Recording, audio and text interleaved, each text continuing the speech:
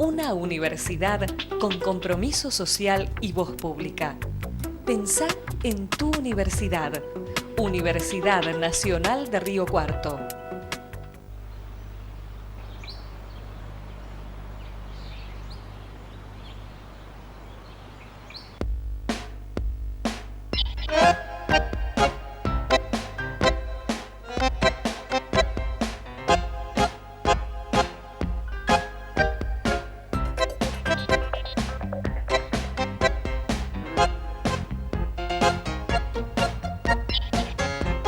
Llega el boleto gratuito para adultos mayores para viajes urbanos e interurbanos.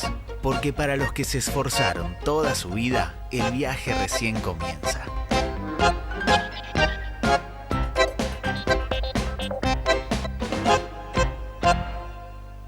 Hola, soy Cotrequito.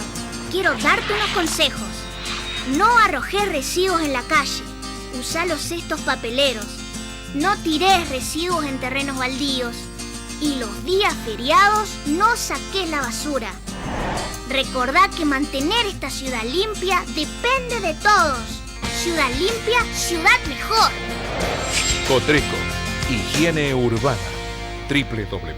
www.cotreco.com. El fruto de nuestro trabajo es parte de tu mesa. Por eso queremos que nos conozcas. En Monsanto ayudamos al campo a producir más alimentos cuidando los recursos naturales. Entrá a Descubrir Monsanto y sé parte de la conversación. Transporte Ciudad de Río Cuarto presenta su nuevo centro de expendio y recarga de tarjeta. Para su mejor atención, comodidad y rapidez, lo esperamos en 25 de mayo 259, de lunes a lunes, en horario corrido de 6 a 21 horas. Seguimos andando, seguimos creciendo, porque somos una empresa al servicio de la gente.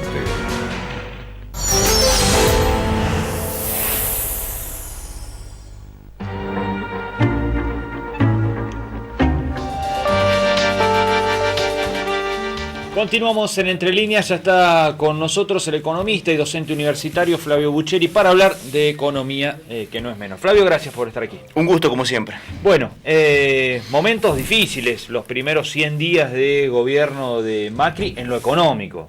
Mucho ruido, muchas decisiones que han generado ruido a su vez. ¿Cómo estás viendo hasta aquí las medidas que tomó el gobierno?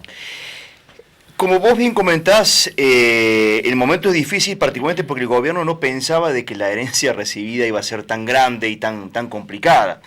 Es decir, más allá de que los propios economistas de Daniel Scioli venían anticipando de que el escenario era complejo, nadie pensaba de que la letra fina iba a ser tan dura, tan complicada, tan profunda. Y en ese marco me parece que el gobierno lo que ha hecho es, en alguna medida, arreglar algunas cosas sin que esto le generase al gobierno un costo político muy importante. El problema de esto es que el gobierno no tiene mucho tiempo, porque los problemas necesitan solución y porque al mismo tiempo la dinámica política del país está generando de que si no hay solución rápida, el gobierno va a comenzar a perder, por un lado, aliados políticos circunstanciales para tratar algunas leyes, y en segundo lugar, el humor de la sociedad. Con lo cual, son 10 días que en alguna medida, uno puede decir, han recibido la aprobación de Macri, que había generado mayores expectativas acerca de un contexto mucho más favorable, pero que en alguna medida están condicionadas a la solución de la herencia que le ha dejado el gobierno pasado, que sin lugar a dudas es cuantiosa, y en un contexto en donde el peronismo está en división, pero está claramente encolumnado hacia una salida ordenada que le permita pararse de cara a lo que van a ser las elecciones legislativas del año que viene. Uno tiene la sensación de que el gobierno puso mucho énfasis en cerrar con los fondos buitre y que algunas de las reformas que se esperaban vía interna se van a solucionar vía endeudamiento. ¿Esto es saludable? ¿Es una salida recomendable en un país que ha tenido los problemas de deuda que ha tenido y que sigue teniendo? Yo creo que sí. Lo que pasa es que me parece que el endeudamiento al cual vamos a tener acceso no va a ser tan barato como pensábamos todos o que pensaba el gobierno. Es decir, el gobierno ha optado por una salida gradual, esto es llevar a cabo algunos ajustes, pero no todos, para evitar el costo político que esto implica en términos de lo que es la aprobación social. Y eso le ha generado de que, bueno, la salida sea la posibilidad de volver a endeudarnos. Ahora, me parece que no va a ser tan barato como pensábamos, no creo que sea inmediatamente en torno al 4 o 5%. Esto es porque todo el mundo está viendo desde afuera de que acá no se están haciendo los deberes que se deben hacer. Se habla de un 8, ¿no? 8,5. Es lo que estábamos pagando el año pasado, 8,5 nuevo, en todas las colocaciones que hizo Kicillof en el mercado interno. Y en ese marco hay otra cuestión, que es que las inversiones también van a comenzar a ralentizarse hasta que no se vean cómo se corrigen los desequilibrios macroeconómicos. El principal, digamos, analista económico que está diciendo esto es Carlos Melconian, que está diciendo, miren, si acá no ajustamos rápidamente, lo que pensábamos que iba a ser el acortamiento de la brecha entre lo que era la posibilidad de endeudamiento y de una cierta dinámica económica con lo que era deseado, va a seguir estando, con lo cual la recuperación va a tardar en llegar. Entonces el gobierno está en alguna medida tironeado por lo que es el costo del ajuste que no quiere tener porque es un gobierno que no tiene mayoría legislativa, contra lo que tiene que hacer, y no le queda mucho margen, y de cara al 2017, en donde el gobierno debe construir una mayoría para poder ahí legitimarse, terminar de corregir los desequilibrios que están en marcha y pensar en la posibilidad de una reelección. Con lo cual es una frazada corta de todos lados. ¿Tiene otra vía que no sea el gradualismo? Teniendo en cuenta no tanto lo económico, sino, como decís bien, lo político. ¿Puede hacer otra cosa? ¿Puede hacer una política de shock? ¿Un gobierno que está en la situación política en la que está? Mira, esto es como cuando uno decide comprar un seguro o no del auto por miedo a que vaya a chocar o no. Acá el tema es cuál es el costo real que vos vas a tener, y esto implica en alguna medida andar, caminar en una neblina. Es decir, si vos generás una política de shock, seguramente vas a tener un costo inicial mucho más rápido, pero la salida también va a ser mucho más rápido. Si vos distribuís la política, la distribuís en el tiempo y la salida va a ser mucho más lenta. ¿Por qué? Y bueno, porque los actores económicos y políticos no te van a creer el ajuste que vos vas a hacer. Entonces, si vos querés realmente corregir los desequilibrios como has hecho, tenés que llevar a cabo una política de shock. Si no la llevas, los actores no te creen, y es más, los actores se pueden llegar a convertir en activos provocadores de lo que vos estás haciendo. ¿Por qué? Porque nadie quiere pagar la factura. Pero la política de shock en este país, Flavio, han generado cada cosa, cada consecuencia política y social complicada, ¿no? No sería la primera vez que se aplica una política de shock. Con resultados favorables. Y la última que tuvimos favorable fue la de la convertibilidad. Cuando vos bajaste la inflación, que estábamos en torno al 200%, la bajaste en un año, convergió un dígito, en el marco de que el mundo estaba rebosante de alegría, en el marco de que Argentina privatizaba todas las empresas públicas, con lo cual fue quizás el último plan de estabilización macroeconómica que no tuvo costos significativos en términos iniciales. Después, bueno, ya con la crisis del tequila y todo lo demás, en la última etapa sí, eso lo tuvo. El problema es, de vuelta, Marcos, es que el gobierno se enamore del gradualismo, no lleve a cabo los ajustes y los ajustes se siguen incrementando. Eso es achicar gasto público porque para corregir el fuerte déficit que heredó. Hay un montón de cosas donde no es el gasto público. Es decir, el gobierno el año pasado estaba haciendo gradualismo. Con lo cual, si Scioli ganaba las elecciones, iba a tener el mismo dilema o peor que el que tiene Macri, en el sentido de le van a creer o no a Scioli el ajuste que iba a tener que hacer. La cuestión es que acá hay que corregir por un montón de lados. Y el tema está de que la sociedad no quiere pagar la factura, en el sentido de que muchos beneficios que tuvimos no eran sustentables en el tiempo. Es decir, tuvimos la luz barata y el gas barato. Seguir como no podíamos.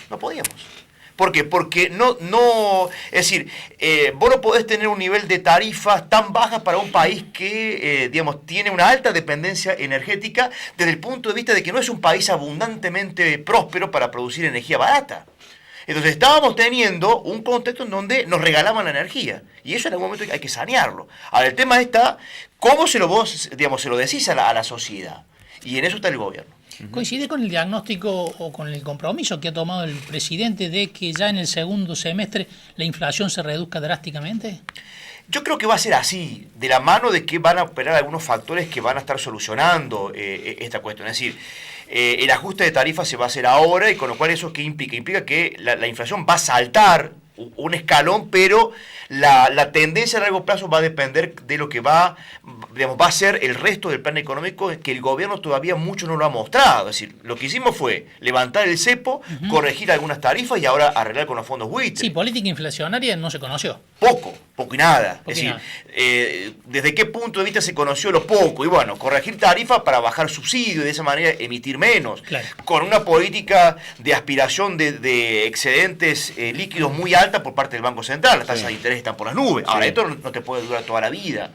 Entonces, creo que el gobierno hoy en día está empecinado, y me parece muy bien que lo haga, y tiene que hacerlo, cerrar con los fondos buitre para que a partir de ahí ya podamos, en alguna medida, endeudarnos, corregir otros desequilibrios que están en marcha, para que ya este año, que va a estar cerrando en torno al 30-35% de inflación, digamos, sería muy difícil de que tuviéramos por debajo del 30%, y con una economía medianamente estancada en torno al 0,1%, podríamos estar pensando de que el 2017 recién va a ser un año mucho más positivo y más interesante que este. ¿El control de la inflación puede ser por el freno de la actividad? Y va a ser en alguna medida. Lo que pasa es que, digamos, la historia de Argentina te ha mostrado, por lo menos en gran parte de la década del 70 y la década del 80, de que vos podés tener recesión con desempleo en alza. Claro. Es decir, hay que, en alguna medida, usar todos los resortes del Estado para no solamente, digamos, controlar las causas que objetivamente generan la inflación, elevado déficit fiscal, elevada demasión y todo lo demás, con también en alguna medida algunas prácticas oligopólicas que atentan contra lo que son la determinación de algún nivel de precios de relativa estabilidad. Es decir, acá tiene que haber algún tipo de control por parte del Estado de que no se pueden cobrar cualquier tipo de precios. Es decir, en alguna medida nos hace falta un Moreno bueno. Nos hace falta un Moreno bueno. Entonces, ¿por qué? Porque también hay abuso. ¿Y un moreno qué pasó? Un moreno bueno no es una contradicción. Bueno, llamalo como vos quieras. Pero, digamos, somos hijos del rigor. Sí, se vio en estos meses, ¿no? Somos hijos del rigor, y en alguna medida, mientras el mundo acompañaba y todo lo demás, Moreno cumplió un fin, desde el punto de vista del control de algunos precios, relativamente importante, y por eso fue sostenido por Cristina durante muchos años. Sí, ahora, se le terminó escapando, ¿no? se le terminó escapando. Ahora, acá hay un montón de factores en donde vos, y sobre todo esto es una recomendación para el sector agropecuario, le subieron el dólar, le bajaron las retenciones y muchos están reteniendo grano. Entonces, todavía. Están reteniendo. Entonces, de cara a las próximas elecciones, yo no sé qué es lo que van a querer. Claro. Entonces digo, se acomodaron un montón de cosas y todavía tenemos algún tipo de control especulativo en un gobierno que todavía no ha mostrado la hilacha en alguna medida, en un gobierno que todavía genera confianza y está tratando de contener los costos políticos. Ahora, hay que también poner el hombro. Y esta es una verdad que hay que decírsela a todo el mundo. Así como los asalariados tenemos que contener las presiones inflacionarias en torno al 20-25%, y bueno, la factura la tenemos que pagar entre todos. Esto también es una realidad que hay que decirlo. Y digamos, este es un gobierno todavía muy prolijo desde lo democrático en una sociedad que está acostumbrada a permanentemente evadir impuestos y escaparse de las reglas de juego. Flavio, muchísimas gracias por haber venido. Un gusto como siempre. Gracias. Nos vamos a una pausa y enseguida hablamos de los 40 años del golpe militar que tuvo Argentina el 24 de marzo de 1976.